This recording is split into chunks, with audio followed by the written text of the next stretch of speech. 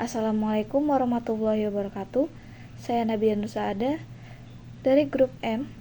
Pada kesempatan kali ini saya akan mempresentasikan hasil analisis kelompok kami mengenai dampak sanksi Amerika Serikat terhadap industri minyak Venezuela dan rantai pasok energi global. Mengapa topik ini penting?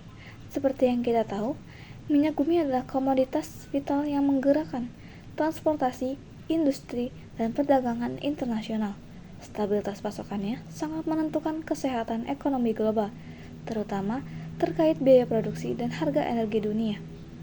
Venezuela memegang peran kunci sebagai pemilik cadangan minyak terbesar di dunia, khususnya di Orinoco Belt. Melalui perusahaan negara yaitu PDVSA, Venezuela menjadi pemasok utama yang memengaruhi rantai pasok energi global. Sejak 2019, sanksi Amerika Serikat terhadap PDVSA telah membatasi perdagangan, akses keuangan, dan investasi asing. Hal ini menyebabkan penurunan produksi minyak nasional dan mengubah peta perdagangan minyak Venezuela di pasar internasional.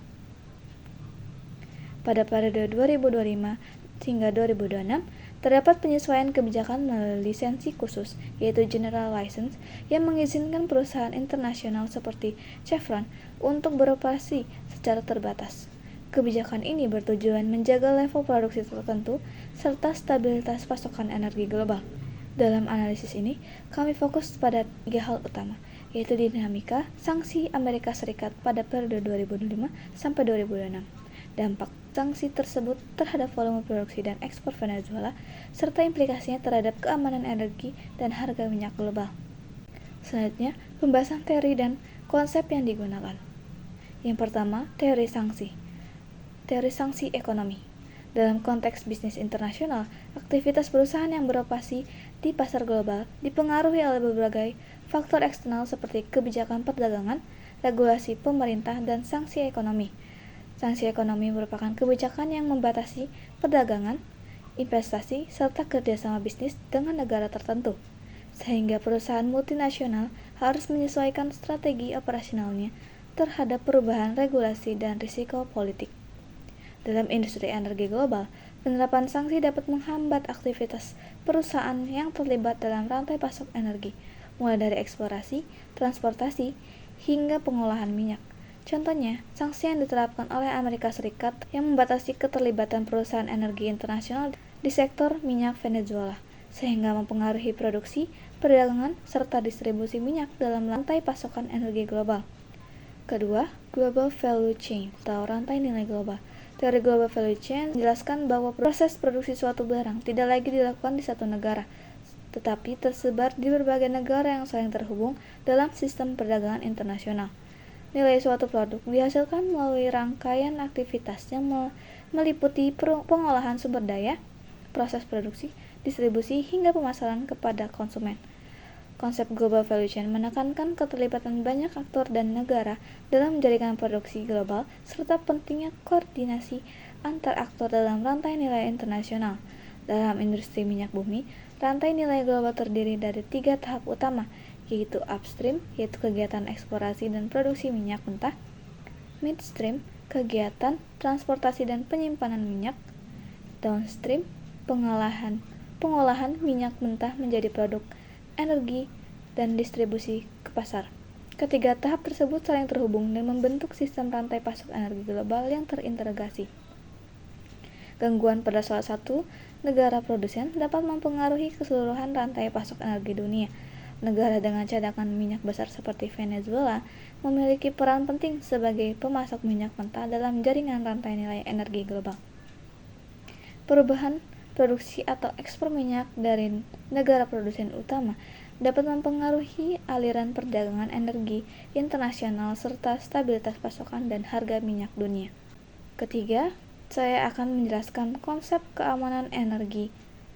Keamanan energi merupakan pilar utama stabilitas ekonomi global yang menjamin ketersediaan sumber daya energi dalam jumlah cukup, waktu yang tepat, harga terjangkau, dan tanpa mengganggu kelestarian lingkungan.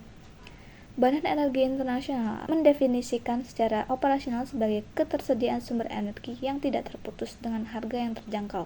Apa saja kerangka kerja 4A itu? Yang pertama, ketersediaan, fokus pada kestabilan produk fisik sumber daya. Yang kedua, aksesibilitas, kemampuan distribusi melalui infrastruktur yang aman. Yang ketiga, keterjangkauan, kestabilan harga tetap terjangkau bagi negara pengimpor. Yang keempat, akseptabilitas, kesesuaian dengan norma lingkungan dan sosial. Kaitan antara gangguan pasokan dan volatilitas harga, itu di mana keamanan energi sangat sensitif terhadap gangguan asimetris di mana masalah pada satu dimensi akan mempengaruhi dimensi lainnya. Volatilitas harga, gangguan pada aspek ketersediaan atau aksesibilitas seperti konflik politik dapat memicu lonjakan harga secara cepat karena adanya premi resiko geopolitik dan ekspektasi pasar di masa depan. Vulnerabilitas energi. Negara pengimpor menghadapi risiko struktural jika terjadi gangguan pada produsen besar yang dapat memperlemah neraca perdagangan dan meningkatkan biaya logistik akibat perlunya diversifikasi pasokan secara mendadak. Dengan mengintegrasikan kembali produsen energi besar ke pasar global, dianggap sebagai langkah strategi untuk meningkatkan kapasitas cadangan dunia dan memperkuat keamanan energi kolektif. Nah, itu dia penjelasan dari saya yang membahas tentang latar belakang dan landasan teorinya. Pembahasan mengenai analisis akan dibahas di selanjutnya. Dinamika kebijakan sanksi Amerika Serikat pada tahun 2025 sampai 2026. Yang pertama, ada pembatasan transaksi dengan perusahaan minyak negara Venezuela. Salah satu bentuk sanksi utama yang diterapkan oleh Amerika Serikat terhadap sektor energi Venezuela adalah pembatasan transaksi dengan perusahaan minyak negara Petroles de Venezuela S.A. Melalui regulasi yang dikelola oleh Office of Foreign Asset Control, sebagian besar transaksi perdagangan, pembiayaan dan investasi antara perusahaan atau individu Amerika dengan pemerintah Venezuela dan PDVSA dilarang tanpa izin khusus. Kebijakan ini membuat perusahaan internasional yang terhubung dengan sistem keuangan Amerika harus berhati-hati karena pelanggaran sanksi dapat menyebabkan pembekuan aset atau pembatalan akses ke sistem keuangan Amerika Serikat.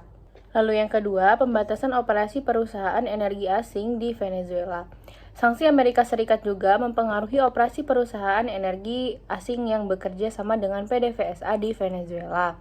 Banyak perusahaan minyak internasional harus memperoleh lisensi khusus dari pemerintah Amerika agar dapat melanjutkan kegiatan produksi, perdagangan, atau ekspor minyak. Ketergantungan terhadap izin tersebut menciptakan ketidakpastian bagi investor asing dan mengurangi minat investasi di sektor energi Venezuela.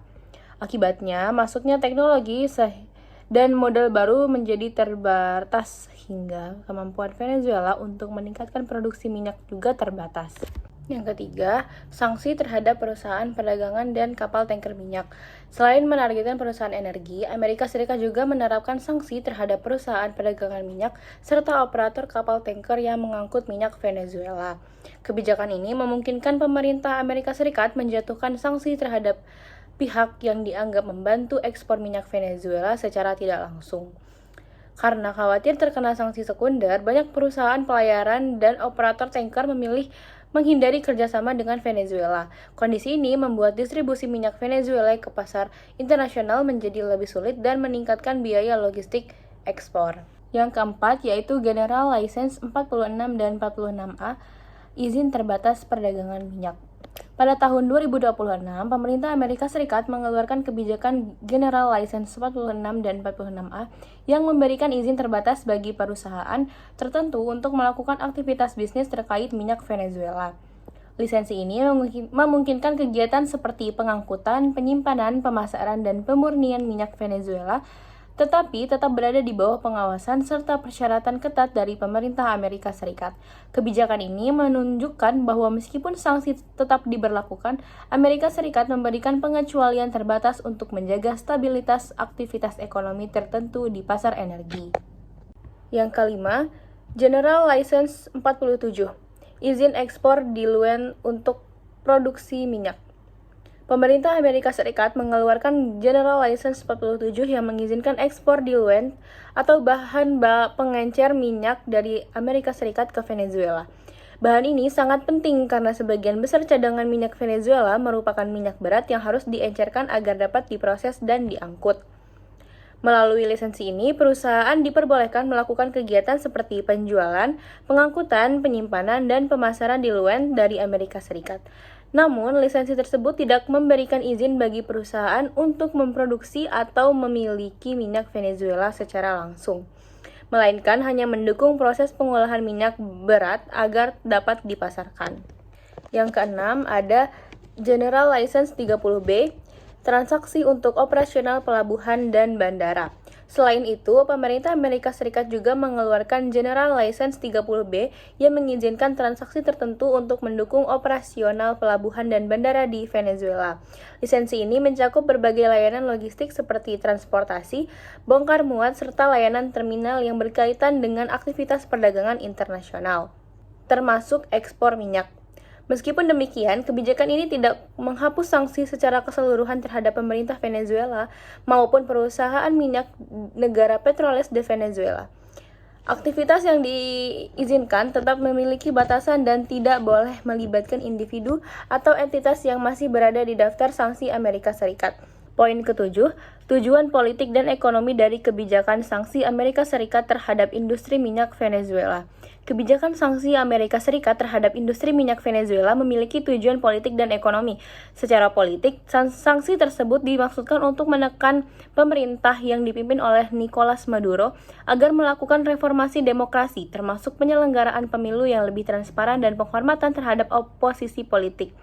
Secara ekonomi, sanksi menargetkan sektor minyak yang menjadi sumber utama pendapatan negara melalui pembatasan akses ke pasar internasional, sistem keuangan global, dan investasi asing. Dengan menekan sektor energi yang menjadi tulang punggung ekonomi Venezuela, Amerika Serikat berharap pemerintah negara tersebut terdorong untuk melakukan perubahan kebijakan politik dan ekonomi. Dampak sanksi terhadap produksi dan infrastruktur minyak Venezuela. Pertama, kondisi produksi minyak Venezuela selama periode penelitian, tren produksi pada tahun 2025, produksinya berkisar antara 900 hingga 1,14 juta barel per hari, sangat jauh di bawah kapasitas historisnya pada tahun 1998 yang mencapai 3,5 juta BPD. Penurunan di awal 2026 pada Januari, produksi turun ke level 860.000 BPD akibat blokade tanker Amerika Serikat yang melumpuhkan ekspor.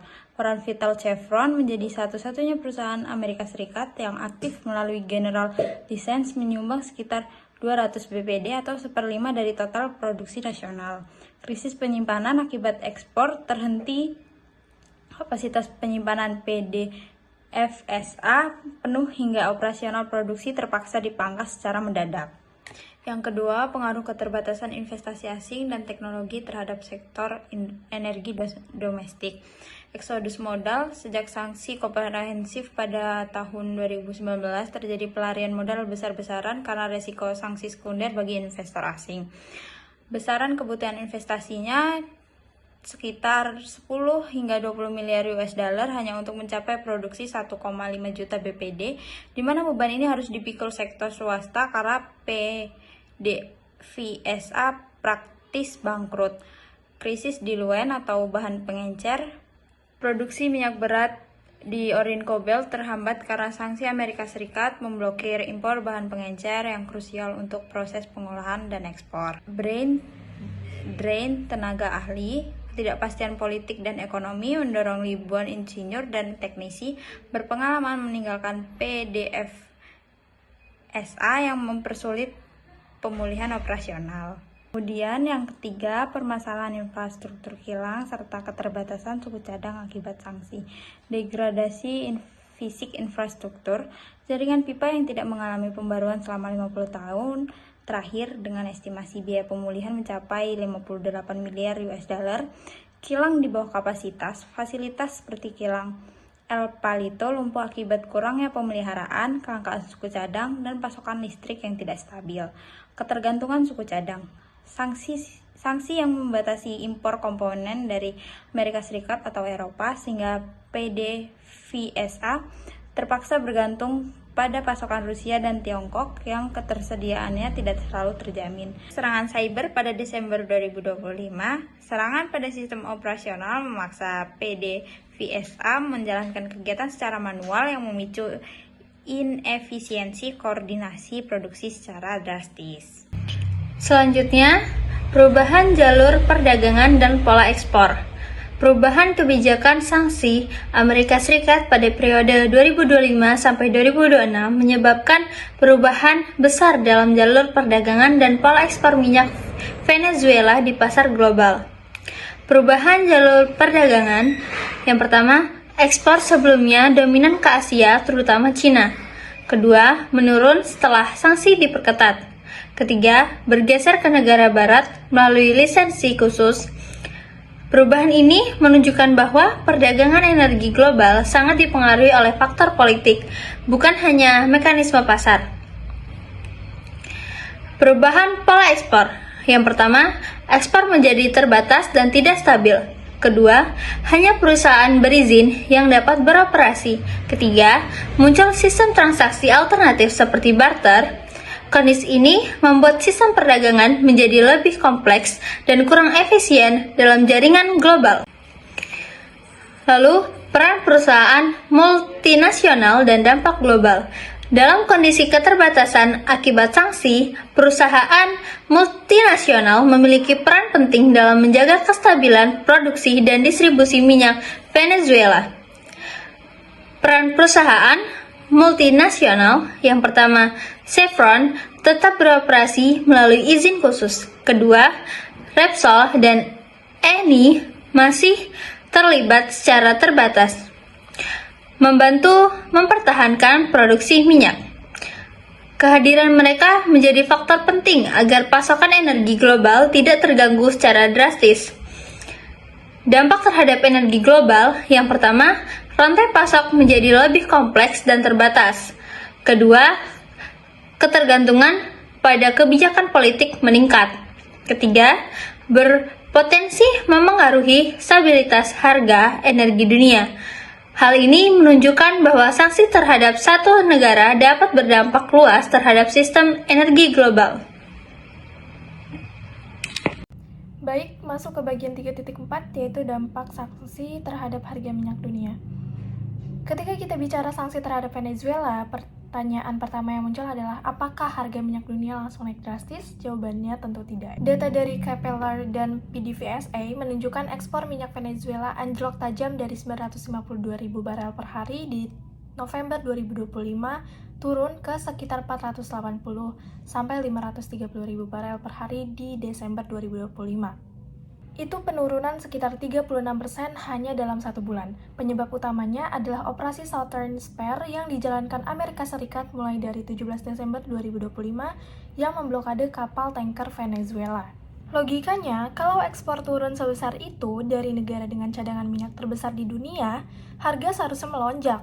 Tapi nyatanya harga Brent di Januari 2026 hanya berada di kisaran 60-65 dolar per barel dan WTI di kisaran 55-58 dolar per barel yang berarti relatif stabil. Mengapa sih bisa stabil? Ada 4 alasan utamanya. Pertama, oversupply global. Produksi Amerika Serikat saat itu sudah melebihi 13,8 juta barel per hari. Rekornya tertinggi. Ditambah OPEC Plus yang justru menaikkan kuota produksinya sepanjang 2025. Jadi pasar global sudah kebanjiran pasokan. Yang kedua, alternatif tersedia. Kehilangan ekspor Venezuela bisa diisi oleh Kanada lewat Western Canadian Select, Arab Saudi lewat Arabian Heavy, dan Meksiko lewat Maya Crude. Menurut analisis Capital Economics, ketiga sumber ini mampu menyerap kehilangan tersebut dalam jangka pendek. Ketiga, pangsa pasar Venezuela itu kecil. Venezuela hanya menyumbang sekitar 0,9% dari total konsumsi minyak dunia yang mencapai 105 juta barel per hari. Ini jauh di bawah ambang batas yang diperlukan untuk mengguncang harga global secara fundamental. Keempat, risk premium bersifat temporer. Memang sempat ada kenaikan. Brent naik sekitar 3,5% saat blokade dimulai. Tapi yang menarik justru saat Presiden Maduro ditangkap pada 3 Januari 2026, harga Brent turun 0,4%. Ini membuktikan bahwa dalam kondisi oversupply, bahkan peristiwa geopolitik sebesar intervensi politik pun tidak cukup untuk menopang kenaikan harga secara berkelanjutan. Tapi kalau dilihat lebih dalam, dampak sanksi itu sebenarnya ada, hanya tidak terlihat di angka Brent atau WTI. Goldman Sachs pada Januari 2026 membuat 3 skenario proyeksi harga. Di skenario bearish, kalau Venezuela pulih dan produksinya naik 0,4 juta barel per hari, Brent diproyeksikan sekitar $54 per barel. Di skenario baseline tidak berubah, Brent di $56. Di skenario bullish, kalau gangguan berlanjut dan produksi turun, Brent bisa naik ke $58. Perlu diperhatikan bahwa selisih antara skenario terburuk dan terbaik hanya $4 per barel. Ini merupakan sangat kecil. Sebagai perbandingan, ketika Rusia menginvasi Ukraina di 2022, Brent menembus $120 per barel. Karena Rusia memasok sekitar 10% pasokan global, Venezuela hanya 0,9%, jadi dampaknya memang jauh lebih terbatas. Namun, dampak sanksi justru terasa di segmen minyak berat, khususnya pada jenis minyak unggulan Venezuela yang disebut Mary 16. Minyak ini mempunyai karakter unik, api graviti sekitar 16 derajat dengan kandungan sulfur yang tinggi, artinya ini adalah minyak yang sangat berat dan kental.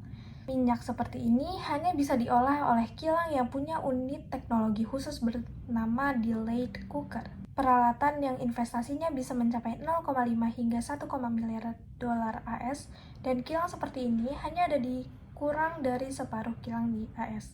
Sebagian besar terkonsentrasi di kawasan Gulf Coast. Karena ada sanksi dan blokade, diskon yang harus diberikan Venezuela untuk menjual Mary 16 ini melebar dari $14-15 per barel menjadi $21 per barel di bawah harga Brent pada akhir Desember 2025. Kenapa sih diskonnya melebar? Karena perusahaan pelayaran yang mengangkut minyak Venezuela menanggung risiko sanksi sekunder, biaya asuransi naik, dan ketidakpastian pengiriman meningkat. Inilah yang disebut dampak tersembunyi dari sanksi. Sanksi tidak mendorong harga Brent atau WTI naik drastis, tapi justru menurunkan pendapatan efektif Venezuela per barel yang berhasil dijual. Lalu, apa implikasinya ke depan? Kita bagi dalam 2 cakrawala waktu.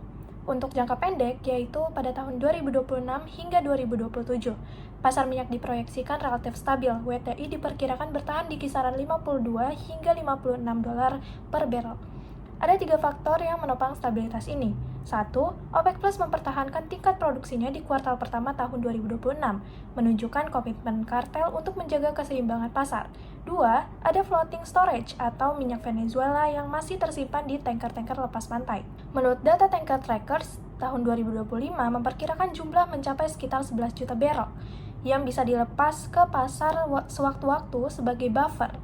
Yang ketiga, pemerintahan Trump pasca penangkapan Maduro menetapkan mekanisme kuota 50 juta barrel yang memperbolehkan kilang-kilang besar Amerika Serikat seperti Valero dan Phillips 66 membeli Mary 16 dengan diskon 8,50 hingga $9,50 terhadap Brent.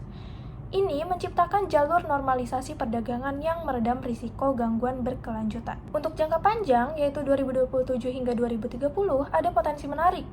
Wood Mackenzie memproyeksikan produksi Venezuela bisa mencapai 2 juta barrel per hari pada tahun 2028 jika investasi besar terrealisasikan. Goldman Sachs bahkan memproyeksikan jika Venezuela sampai di level 2 juta barrel per hari pada tahun 2030, itu akan menciptakan tekanan bearish atau penurunan harga sebesar $4 per barrel terhadap Brent. Analisis Kepler yang lebih konservatif memperkirakan Venezuela bisa mencapai 1,7 hingga 1,8 juta barrel per hari pada tahun 2028. Intinya, potensi kembalinya Venezuela ke pasar global adalah faktor penekan harga yang signifikan dalam jangka menengah. Sekarang, kalau kita evaluasi menggunakan kerangka 4A keamanan energi yang sudah dibahas di bab 2, availability atau ketersediaan terjaga. Produksi AS, Guyana, Brazil, dan Kanada berhasil mengimbangi hilangnya ekspor Venezuela. Ini membuktikan teori GVC yang sudah kita bahas, jaringan produksi energi yang terdistribusi secara global lebih tahan terhadap gangguan di satu titik. Kemudian, aksesibilitas terganggu. Sanksi secara efektif memutus jalur perdagangan Venezuela ke Asia. Yang menarik, sanksi tidak hanya bekerja lewat larangan formal, tapi juga lewat mekanisme deterensi, membuat perusahaan pelayaran dan pedagang enggan bertransaksi meskipun secara teknis masih diizinkan. Ability atau keterjangkauan terdistorsi. Harga Brent dan WTI memang stabil, tapi diskon Mary melebar dari 14 menjadi $21 per barrel. Kilang-kilang yang butuh minyak berat harus bayar lebih mahal untuk mencari pengganti, dan crack spread diesel melebar. Tekanan ini pada akhirnya dirasakan konsumen akhir. Adalah acceptability atau akseptabilitas yang tidak signifikan dalam periode penelitian ini. Sanksi tidak secara langsung mempengaruhi dimensi lingkungan, faktor transisi energi lebih dominan untuk jangka panjang. Dari seluruh analisis yang sudah kita lakukan, ada 4 kesimpulan utama yang bisa kita tarik. Kesimpulan pertama, pelemahan struktural PDVSA. Sanksi memutus akses Venezuela terhadap modal asing, teknologi modern, dan bahan diluent yang dibutuhkan untuk mengecerkan minyak berat dari Orinoco Belt. Akibatnya, industri minyak Venezuela mengalami degradasi yang sistemik dan berjangka panjang, bukan sekedar penurunan ekspor sementara. Kesimpulan kedua yaitu reorientasi jalur perdagangan. Ekspor Venezuela awalnya bergeser paksa dari pasar AS ke Asia, namun sejak pengetatan sanksi di 2025, rute Asia pun terhambat. Jalur perdagangan menjadi lebih mahal dan rumit, termasuk karena Venezuela terpaksa menggunakan skema barter dalam beberapa transaksinya. Kesimpulan yang ketiga yaitu distorsi harga asimetris. Harga Brent dan WTI secara global relatif stabil karena oversupply. Tapi di level yang lebih mendalam, diskon Mary melebar hingga $21 per barrel. Dan crack spread diesel naik. Ini adalah tekanan yang nyata bagi kilang kompleks dan konsumen akhir diesel di seluruh dunia. Kesimpulan yang terakhir yaitu sanksi sebagai instrumen geopolitik. Sanksi tidak sekedar membatasi perdagangan secara formal. Sanksi berfungsi mendistorsi mekanisme pasar bebas, efektif menekan nilai pendapatan Venezuela per barrel yang terjual tanpa perlu mengguncang harga minyak global secara dramatis. Ini mekanisme tekanan yang lebih halus, tapi tidak kalah destruktif bagi perekonomian Venezuela. Berdasarkan temuan-temuan ini, kami mengajukan 4 saran. Saran pertama adalah untuk pemerintah Venezuela, prioritaskan jalur diplomasi internasional dan penyelesaian konflik politik. Tanpa stabilitas politik, kepercayaan investor tidak akan pulih dan rehabilitasi industri minyak tidak akan bisa berjalan. Yang kedua, untuk negara-negara importir energi, termasuk Indonesia, yaitu perkuat strategi diversifikasi sumber pasokan dan tingkatkan cadangan energi strategis. Kejadian Venezuela membuktikan bahwa ketergantungan pada satu sumber pasokan sangat rentan terhadap gejolak geopolitik.